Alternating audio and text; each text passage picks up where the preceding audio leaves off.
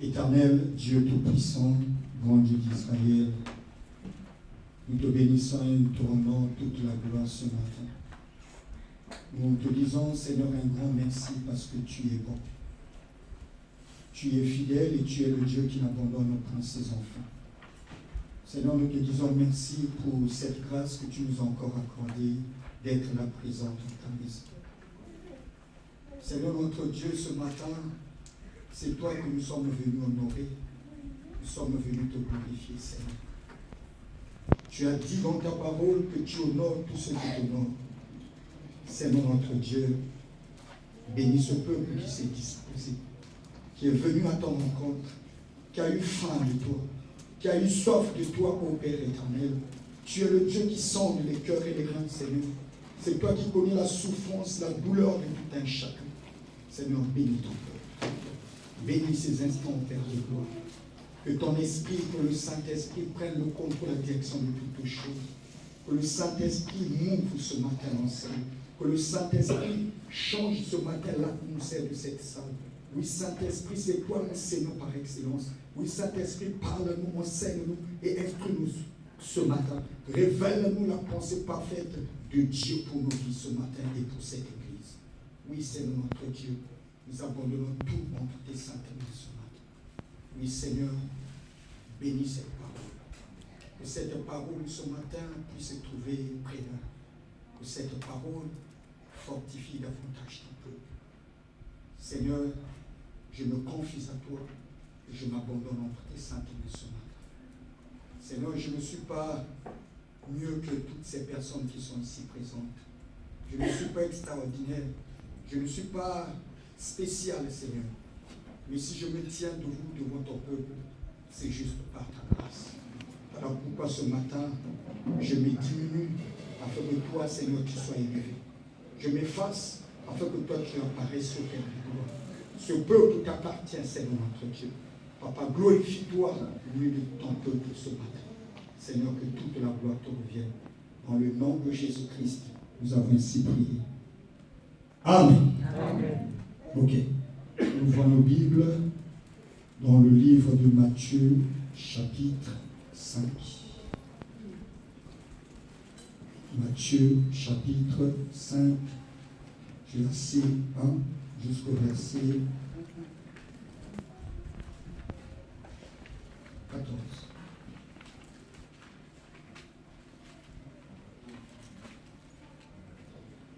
Amen. Ok. Matthieu chapitre 5, du verset 1 au verset 14. Je lis au nom de notre Seigneur Jésus-Christ. Voyant la foule, Jésus monta sur la montagne. Et après qu'il se fut assis, ses disciples s'approchèrent de lui. Puis, ayant ouvert la bouche, il les enseigna et dit: Heureux les pauvres en esprit, car le royaume des cieux est à eux. Heureux les affligés, car ils seront consolés. Heureux les débonnaires, les doux en fait, ceux qui sont doux, les débonnaires, car ils hériteront la terre. Heureux ceux qui ont faim et soif de la justice, car ils seront rassasiés. Heureux les miséricordieux, car ils obtiendront miséricorde. Heureux ceux qui ont le cœur pur, car ils verront Dieu. Heureux ceux qui procurent la paix, car ils seront appelés fils de Dieu. Heureux ceux qui sont persécutés pour la justice, car le royaume des cieux est à eux. Heureux serez-vous lorsqu'on vous outragera, qu'on vous persécutera, et qu'on dira faussement de vous toutes sortes de mal à cause de moi. Réjouissez-vous et soyez dans l'allégresse, parce que votre récompense sera grande dans les cieux. Car c'est ainsi qu'on a persécuté les prophètes qui ont été avant vous. Vous êtes le sel de la terre, mais si le sel perd sa saveur, avec quoi la lui rendra-t-on? Il ne sert plus qu'à être jeté dehors et foulé aux pieds par les hommes. Vous êtes la lumière du monde.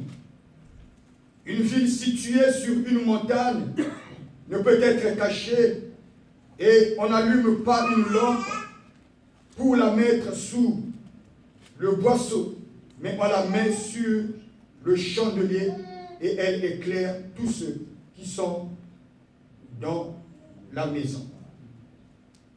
Que votre lumière luise ainsi devant les hommes, afin qu'ils voient vos bonnes œuvres, qu'ils glorifient votre Père qui est dans les cieux.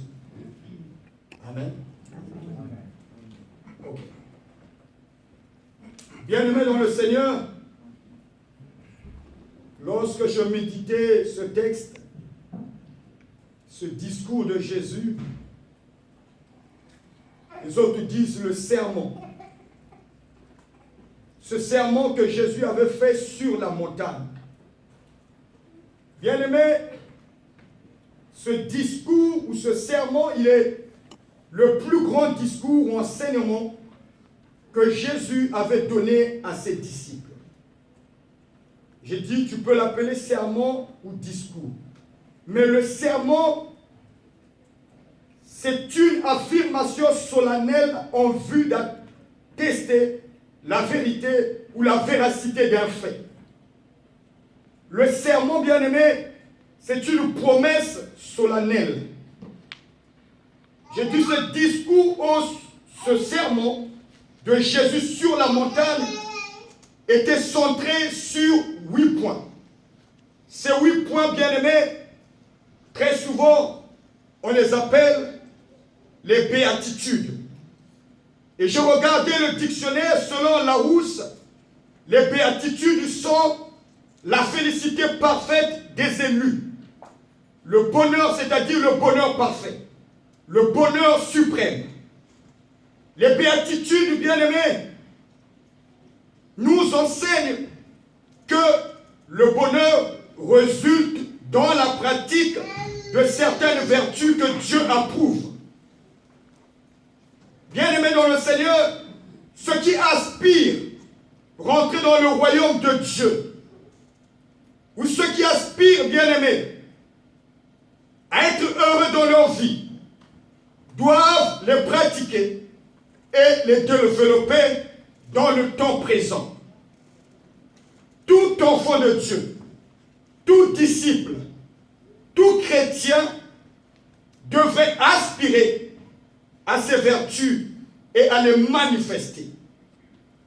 Bien-aimés dans le Seigneur, je dirais aussi ce matin que, selon ma compréhension, les béatitudes sont le fondement de toute la marche chrétienne. Je dirais aussi que les béatitudes sont une constitution de la vie chrétienne. Les béatitudes sont aussi la loi fondamentale de la vie chrétienne. Si tous les chrétiens pouvaient, je dis, les mettre en pratique, j'ose croire que notre vie sera encore meilleure que celle que nous vivons aujourd'hui. Bien-aimés dans le Seigneur,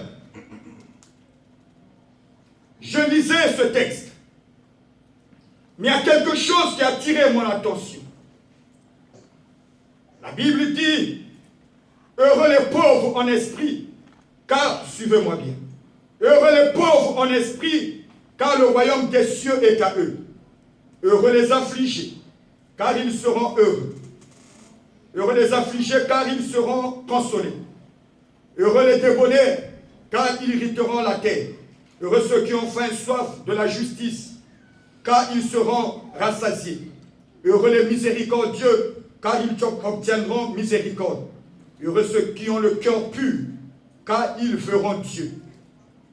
Heureux ceux qui procurent la paix, car ils seront appelés fils de Dieu.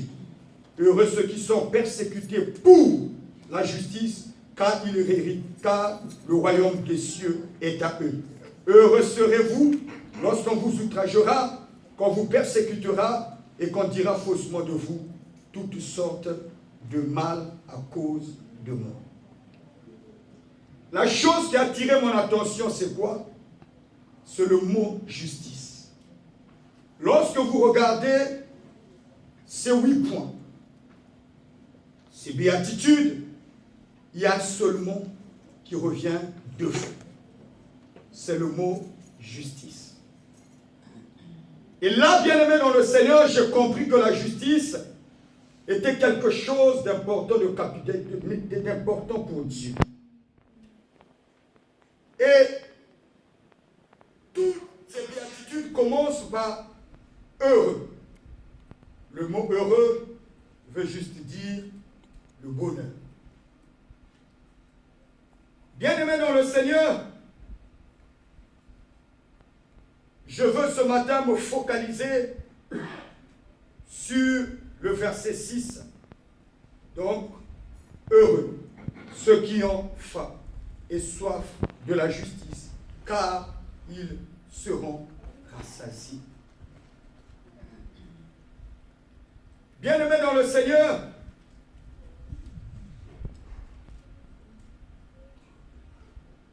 j'ai dit que j'ai été frappé par le mot justice, parce qu'il est revenu 2 fois. Ce que d'abord je veux dire premièrement, c'est le moment que Jésus avait choisi pour dire ces choses à ses disciples.